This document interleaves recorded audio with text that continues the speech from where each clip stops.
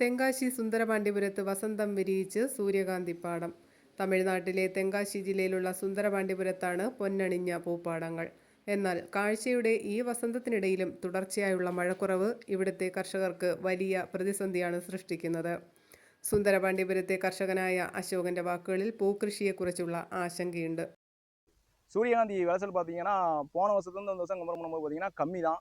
விளைச்சல் பார்த்தீங்கன்னா அந்தளவு நாங்கள் நினச்ச அளவு எங்களுக்கு கை கொடுக்கல. ஏன்னா பார்த்தீங்கன்னா பருவமழை சூப்பராகவே கிடையாது. சீசன் மழையும் பார்த்தீங்கன்னா எங்களுக்கு இந்த வாட்டி கை கொடுக்கல. இனிமேல் வர புரட்டாசி ஐப்பசியில் தான் நம்ம மழையை எதிர்பார்க்கலாம். கேரளாவிலேருந்து பார்த்தீங்கன்னா ரொம்ப கம்மி தான். போன வருஷம் பார்த்தீங்கன்னா நம்ம நண்பர் தோட்டத்திலாம் அதிகப்படியான பேர் வந்துக்கிட்டு இருந்தாங்க. ഇപ്പോൾ നമുക്ക് പൂ ഓരളവ് നല്ല വിരിയ ആരംഭിച്ചിருக்கு.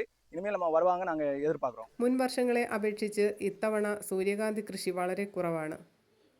കഴിഞ്ഞ വർഷം വ്യാപകമായി സൂര്യകാന്തി കൃഷി ചെയ്തിരുന്നുവെങ്കിലും ഇത്തവണ കാലവർഷം ചതിച്ചതോടെ വിരലിലെണ്ണാവുന്നത്ര പാടങ്ങളിൽ മാത്രമാണ് കൃഷി ഇറക്കിയിട്ടുള്ളത്.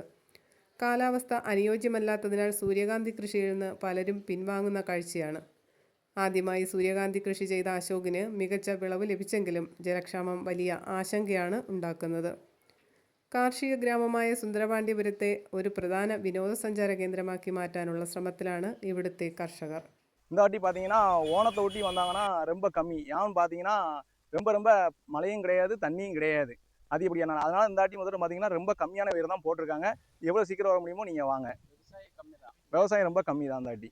பார்த்தீங்கன்னா நாங்கள் எப்போதுமே தக்காளி தான் போடுவோம். தக்காளி போட்டால் அதிகப்படியான தண்ணீர் இருக்காது அப்படிங்கிறக்காண்டி இந்த வாட்டி ஃபுல்லாமே சூரியகாந்தி தான் பயிர் செஞ்சுருக்கோம்.